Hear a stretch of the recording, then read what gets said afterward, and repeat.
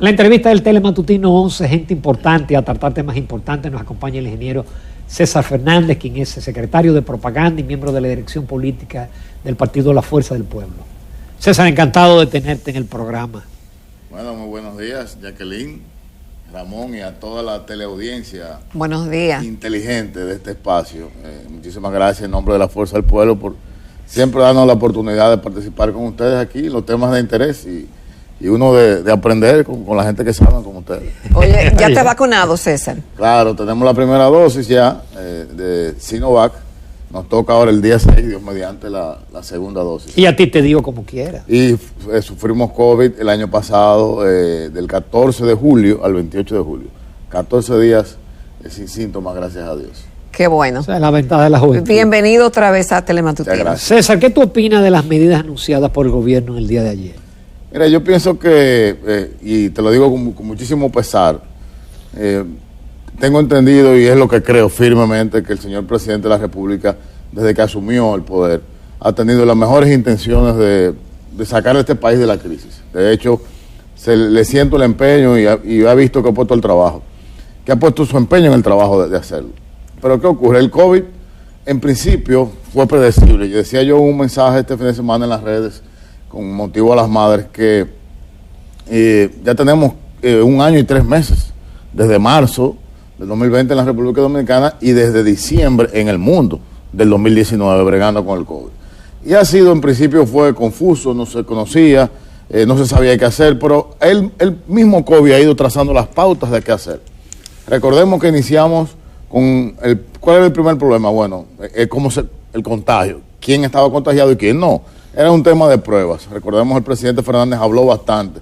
El gobierno de ese momento, que estaba en plena campaña electoral, no asumió el tema de las pruebas, de comprar muchas pruebas, porque mientras más contagio, menos gente iba a ir a votar. Y ellos tenían un proyecto electoral importante al cual proteger, y eso atentaba contra ese proyecto.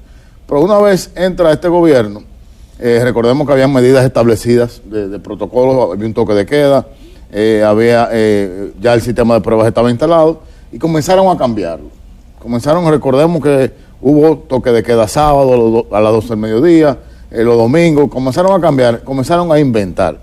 Yo pienso que le llevaron propuestas al presidente y él, en el ánimo de hacer las cosas bien, no las hicieron bien. Se pasaron 6 meses, recordemos, 6 meses cambiando el protocolo hasta que a tanto volvieron al protocolo original encontrado en agosto del 2020. ¿Qué quiero decir con esto? Si analizamos lo que tenemos que trabajar con las estadísticas de contagio, el número máximo que hemos llegado de contagiados ha sido un 25%, el peor, que es el que estamos volviendo en este momento. ¿Cuándo ese número bajó? Ese número ha bajado solamente dos formas.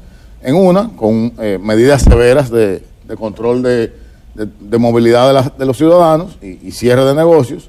Y segundo, en la segunda ocasión que bajó a menos de 2 dígitos, fue con la vacunación y el control. Entonces empezamos a vacunar muy bien. Se establece un protocolo que, a mi juicio, de las fases de vacunación muy bien hecho y muy bien implementado, pero de una vez comienzan a inventar. Están los de mayores de 65 años, entonces se inventan y cogen presión de que hay que abrir las clases y meten a los profesores junto con los viejitos. Ahí se dañó el plan de vacunación, empezando. Y al final, ahora fíjate que tuvieron que darle para atrás de nuevo al tema de las clases presenciales en las escuelas públicas.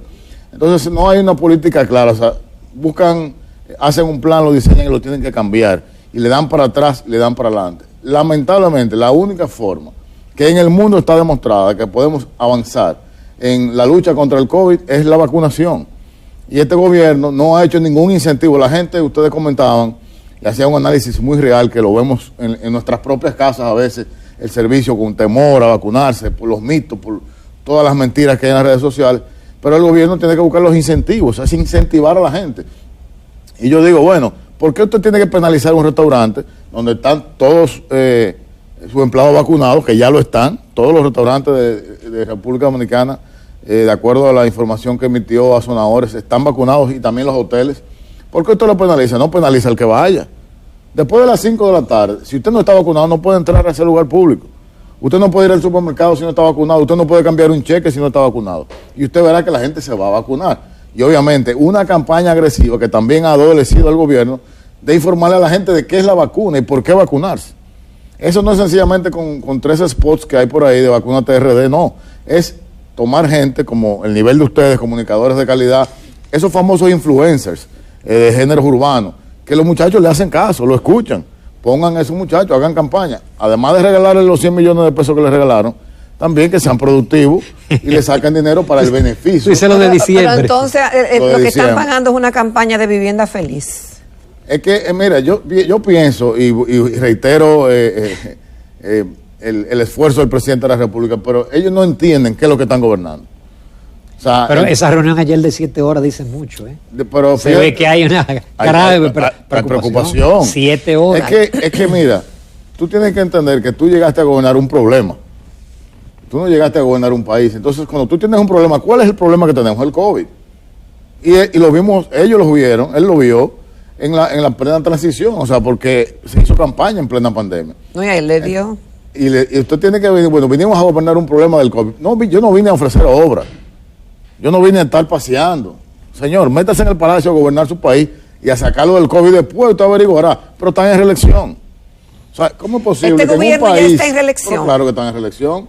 ¿Cómo va a ser? Muy sencillo. Política 101. El primer curso que a mí me dieron. Exacto. Cuando un presidente está en la calle, está en reelección. Bueno. ¿Qué busca un presidente en la calle? Un presidente que tiene 8 meses en la calle, eso es reelección. Que la gente lo vea, ofreciendo. Pero es lo que está inaugurando. Acuérdense que Danilo, señores, duplicó la visita sorpresa. Eran los domingos, la puso domingo y miércoles. ¿Para qué? Para estar en contacto con la gente. Señor presidente, gobierne. En el palacio, mire, usted llama al funcionario. El de INAPA, ¿qué usted está haciendo? El de allí, no, pero si usted está en Jarabacoa, de que inaugurando, y usted está no sé dónde, usted no está gobernando. El problema es el COVID, por eso la crisis de la reunión de ayer. Y por eso esas medidas que se están haciendo. Y salud, la jornada de vacunación que han anunciado, masiva, que sea prácticamente está obligatoria. La única forma de salir es vacunando, no hay otra forma. Así es, César. También hay otros problemas. Además del COVID, estamos en una situación crítica. Fíjate que se permitió el cambio de gobierno producto de la crisis de la institucionalidad, de los temas de la corrupción y el empoderamiento de la gente con exigir un modo de hacer política, de gobernar distinto. Luego de eso hemos visto que han salido a relucir una serie de casos de corrupción que todavía no dejan de sorprender por la gran cantidad de ser cierto del dispendio y del robo al erario público de parte de personas que se le dio una responsabilidad y que desvirtuó esa responsabilidad, defraudando a quien lo nombró y defraudando a la población, que muchas veces los escogió y otras veces le delegaron esa responsabilidad. Entonces, el doctor Leonel Fernández ha dicho en varias oportunidades, cuando le han preguntado sobre la reforma fiscal, porque los países de América Latina estamos en una situación bastante difícil y la República Dominicana no es la excepción, y se ha hablado de la posibilidad de una reforma. El doctor Fernández dijo la semana pasada en una entrevista que estos países arderían si se le menciona que hay una reforma.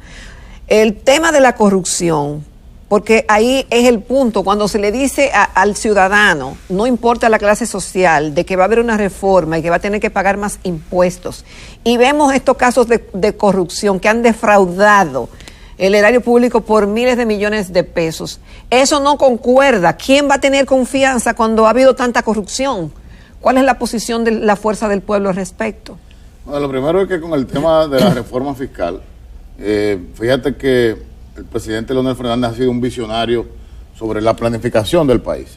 No es por accidente que en el año 2012 se proclama la ley 1-12, que es nuestra ley de Estrategia Nacional de Desarrollo, que tiene como uno de sus mandatos crear el pacto fiscal, que no es una reforma tributaria, es un pacto fiscal donde se hace un rebalance, se rebalancea cómo la economía dominicana recibe sus ingresos. Y esto no quiere decir crear más impuestos, inclusive puede ser ampliar bases de impuestos, eliminar subsidios. Es decir, es un gran acuerdo nacional donde lo que se busca es cerrar la brecha del déficit que tenemos con nuestra presión tributaria con respecto a nuestro Producto Interno. Recordemos que nosotros somos de los países más bajitos de Latinoamérica, alrededor de un 12,3, un 13% rondamos, cuando el promedio en Latinoamérica es de 21%.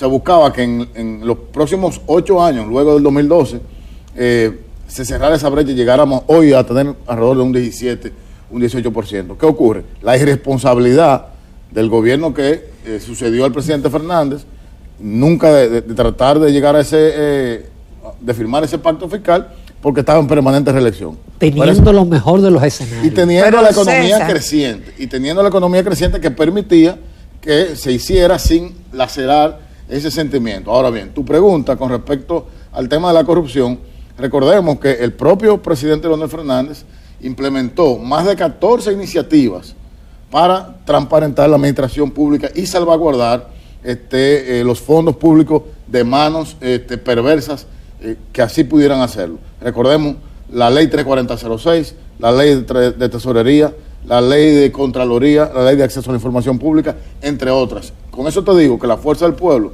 lo que plantea es que, y estaremos dispuestos a que si hay que implementar más reglamentos, más leyes, más procedimientos para que el erario sea transparente en la forma que se maneje y que se castigue a aquellos que se demuestre que han cometido actos lesivos, entonces la Fuerza del Pueblo César, pero la esencia de mi pregunta es ¿cómo la gente va a querer pagar impuestos para que se los roben? Entonces, y en los gobiernos también que lideró el doctor Fernández, hubo casos de corrupción. Pero los casos de corrupción están ahí, están en la justicia. Ah, bueno, pero nosotros no somos jueces. Ahora, en el caso de una reforma, no es pagar más impuestos, es reordenar la forma que se pagan los impuestos. Porque, por ejemplo, tú tienes empresas aquí millonarias que reciben altos subsidios al combustible, sí, al impuesto sobre la renta. Y cuando tú vienes a ver el aporte, o en empleo, o en fiscalización, no son importantes. Tú tienes importantes sectores, que no voy a mencionar el nombre para que no digan que estamos en contra de ellos, pero cuando, que están exonerados de todo, ¿cuánto empleo generan? 100,000 empleos. Entonces, ¿cuánto deja de percibir el Estado? Entonces yo prefiero que generar esos empleos por otro lado y no eliminar esos subsidios. Es un rebalance de lo que estamos hablando. No estamos hablando de pagar más impuestos. ¿Qué ocurre? De unas 30 reformas que ha habido en el país, la mayoría son para subir los impuestos. Por eso la gente tiene como en la genética mental de que cuando hablan de reforma es aumentar impuestos. Y no necesariamente es así. César, ya antes de pasar a la otra pausa, tú dices que el presidente está en campaña. Para eso el presidente en cada consejo de gobierno que celebra en una provincia habla de miles de millones de pesos en obras.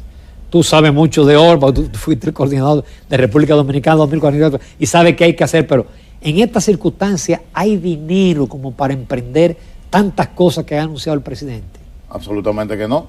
Fíjate que en estos días hice un comentario sobre un importante anuncio que hizo el señor ministro de Obras Públicas. Él anunció intervenciones en el corredor Avenida Luperón, corredor 27 de febrero, por 3.500 millones de pesos. Y cuando nosotros buscamos en el presupuesto de esa institución, solamente cuenta con 200 millones de pesos para ese renglón. Es decir que eso no da ni para hacer la verja de protección. Es lo que te decía. No, que incluso no puede hacerlo porque no está en el presupuesto. Porque no está en el presupuesto. Yo decía, por eso decía al principio, el país, o sea, nuestro gobierno debe concentrarse en gobernar el problema que tenemos. Y luego lo otro. Mientras tanto, lamentablemente, Obras Públicas es la punta de lanza. O sea, el desarrollo de obras de infraestructura es lo que empuja al resto de la economía. Debe buscarse un mecanismo alterno que pueda motorizar eso. Pero mientras tanto, debemos pensar en la salud y en la economía. La gente necesita estar sano y poder comer. Eso es lo que necesitamos en estos momentos. Bueno, y haciendo un programa paralelo en la pausa. Yo creo que este programa está mejor el fuera del aire que el del aire. Así es. Continuamos conversando con el ingeniero César Fernández, secretario de Propaganda del partido Fuerza del Pueblo. Y justamente vamos a hablar un poquito del partido y miembro de la dirección política. ¿En qué está el partido? Ya pasó el Congreso, vemos que continúan las juramentaciones, pero de aquí a que lleguen el tiempo de las elecciones, ¿en qué va a estar sumergido el partido? Bueno, yo te diría que en la Fuerza del Pueblo estamos más que contentos y regocijados por lo que está ocurriendo. ¿En qué sentido? Nuestra dirección central y dirección política han hecho una programación de trabajos que iniciaron el año pasado, como muy bien señala, con la celebración de nuestro Congreso Constitutivo, profesor Juan Bosch. Un congreso dirigido por el doctor Franklin Almeida de manera excelente, totalmente virtual lo hicimos, y del cual salieron 839 propuestas en 17 temas nacionales de importancia. Ahora Ya tenemos nuestros estatutos, tenemos nuestra línea de organización, nuestra declaración de principios, entre otros documentos fundamentales para desarrollar un partido que está en construcción. Ahora, ¿cuál viene la segunda parte? Bueno, el ejército. ¿Con quiénes vamos a defender esas ideas en las calles, en los callejones, en las playas, en las montañas? Con nuestro nuevo padrón que estamos conformando, y tenemos como objetivo mínimo, no menos de 1 millón de dominicanos y dominicanas de cara a octubre. ¿Hasta cuándo? Es decir, a octubre de este año tiene que tener 1 millón. Exactamente. Entonces, ¿qué ocurrirá en octubre cuando tengamos ese millón de militantes orgánicos? Cuando digo esto, lo subrayo, porque no se trata de tener gente en un padrón por tenerlo, sino van a ser compañeros y compañeras afiliados al partido, y tendremos la capacidad de tener contacto directo con ellos y comunicación bidireccional. Sí, César, es cierto que en las últimas encuestas que se han hecho de firmas importantes que no se han dado a conocer al público, no lo ha dicho nadie aquí, ni nos lo ha dicho a nosotros de la Fuerza del Pueblo, pero es cierto que el doctor Leonel Fernández sale en los primeros lugares, en el primero o el segundo lugar de simpatía y de preferencia de la población. No solamente como figura de liderazgo. No solamente en encuestas de ahora. Recordemos la oficial Gallup del año pasado, ya colocaba al presidente Fernández como un 60%, que la gente lo identificaba como el líder de la oposición. En simpatía, ahora mismo obviamente está en un sólido segundo lugar. Siempre recordemos que el peso del presidente de la República es importante, acabando de ganar unas elecciones, pero no nos quejamos, estamos muy bien posicionados, y como te decía, con respecto al partido, lo que está ocurriendo, lo que estamos viendo en las redes sociales a nivel nacional, no tenemos tiempo para juramentar a tanta gente. Hay una agenda enorme de juramentaciones de gente que de manera voluntaria está entrando al partido, y no solamente vienen del viejo partido, porque a veces hay la creencia de que solamente estamos recibiendo ex compañeros del partido al que pertenecíamos. No, cuando ves una juramentación, por ejemplo, en la provincia de La Vega o en la provincia de Sánchez Ramírez, que tuvimos ahora la semana pasada, ves importantes figuras del viejo partido que vienen, pero también con ellos, de manera paralela, a veces de manera y juntos, vienen empresarios, profesionales, de otros partidos, hasta el propio PRM, que hay muchísima decepción en ese partido, por la forma que se les ha tratado. También están viniendo la Fuerza del Pueblo, entendiendo que somos la esperanza no solamente de que el país vuelva a los senderos del crecimiento y el desarrollo, pero también de las oportunidades para que el que quiera participar en política de manera activa tenga el espacio, tenga la herramienta democrática correcta donde hacerlo. César, el partido está abocado a un proceso electoral abierto. Digo abierto no, sino con sus militantes. Y yo siento que hay mucha gente que quiere caras nuevas, que quiere rostros nuevos, que quiere jóvenes en posiciones importantes en el partido. Pienso que parte del éxito del PRM fue cuando en las elecciones del 16 ganaron una cantidad de diputados jóvenes. Ustedes lograron ahora una serie de diputados jóvenes que pienso que no los están aprovechando en su potencial, como vocero, como una Juliana O'Neill, qué sé yo, y otros más. Es decir, veremos caras, rostros jóvenes en torno al presidente y en posiciones de importancia en el partido. Por supuesto, la meta, de hecho, hay una corriente que se llama Fuerza Joven del Pueblo, que es crear toda una estructura de jóvenes que vaya de la mano del partido, pero que entra a esos puestos dirigenciales. La meta del presidente es que de ese millón que vamos a tener de aquí a octubre, tengamos 500,000 de jóvenes. ¿Y cuál es la idea? La idea es que en octubre se renueven primero todas las presidencias provinciales del partido. Y ahí todos los jóvenes, ahí no habrá ningún tipo de trapisonda ni de sesgo. Ahí todo el mundo participará, y obviamente el que haya construido su estructura, el que haya hecho su trabajo político, tendrá la oportunidad de obtener esas posiciones para que luego en febrero del año que viene, o vamos a decir en el primer trimestre, se renueve entonces el resto de la estructura del partido, incluyendo la presidencia del partido, que ya lo ha dicho el propio presidente, él será sometido también al voto popular de la estructura de nuestro partido. César, ustedes fueron despojados de la posición que le daba la categoría de tener más del 5% y merecedor entonces del subsidio del gobierno para las actividades del partido. El doctor Franklin Almeida nos compartió de algunas novedades que ustedes habían implementado con miras a hacer algunas recaudaciones de cotizaciones de diferentes vías. ¿Cómo ha estado funcionando eso? ¿La gente está realmente comprometida con el partido y está haciendo los aportes para la funcionalidad del mismo. Claro, nuestra Secretaría de Finanzas ha establecido un método muy moderno, digital, con una app que los invito a que la descarguen. Se llama Finanzas Fuerza del Pueblo, tanto en Android como en iOS. Y es muy sencillo, usted pone una tarjeta de débito, una tarjeta de crédito y puede colaborar a partir de 100 pesos. Entonces imagínate, vamos a tener 1 millón de miembros en nuestro padrón, que promedio la gente de 200 pesos tendremos los fondos suficientes para desarrollar todos los proyectos importantes que fortalecerán a nuestro partido. Y también tengo la seguridad de que el fallo del tribunal que debe salir en estos días será favorable a nosotros y tendremos la obtenida categoría de partido mayoritario, habiendo obtenido un 5.69% en las elecciones presidenciales, que son las que tradicionalmente han trazado la pauta de quién es mayoritario y quién es minoritario, por el hecho de que son las más representativas. César Fernández Florencio, yo espero verte en una posición importante. Estás en una posición importante ahora, que es la Secretaría de Propaganda. Y yo quiero terminar con un video muy bonito que me llegó. ¿Es verdad? Sí. Tú lo estabas probando ahí. Sí. Vamos a ver ya si lo tienen. Si lo lograron. Lo tienen, Juan Francisco. Una gran sorpresa. Atención, Magda Florencio. Póngale sonido. Sonido, y que lo escuchemos aquí. Voy a cortar un ramo en nube para mojar su querer.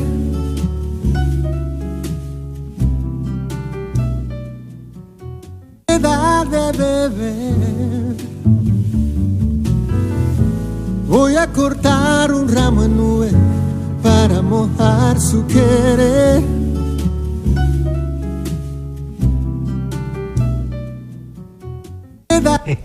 Bueno, me sorprendieron ahí, sí. Qué bonito ahí. Siendo coherente con el distanciamiento. Con el distanciamiento, claro. Y tú le enviaste su regalo, su delivery, pero no subiste. No, porque si yo la quiero, tengo que cuidarla. Claro. Eso es lo que hay que hacer, señores. Así un abrazo a Magda Florencio. Un abrazote. A nuestra amiga que está viendo nuestro programa y que, como madre orgullosa de su hijo, se siente muy orgullosa de ti. Gracias, Ay, gracias Dios, sí, hace falta, Magda Florencio. Un abrazo del alma desde aquí. Sí. Ella está comprometida, vamos a hacer una entrevista cuando se pueda hacerla. Ay, sí. O la podemos coordinar vía Skype. No, aquí es que es perdernos esa presencia. Muchísimas gracias, César Fernández. No, gracias a ustedes, ya me hacía falta estar por aquí. Qué bueno, siempre será bienvenido. Compartiendo, que ya que siempre me oriento en las mañanas por aquí. Gracias. Nos vamos a comerciales y a la recta final del Telematutino 11.